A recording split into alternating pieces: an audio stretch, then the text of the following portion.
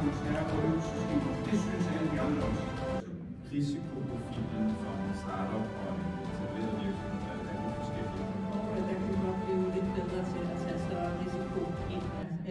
Så vi kan faktisk godt udfordre os selv på at være en lille smule mere agile i vores beslutningsprocesser.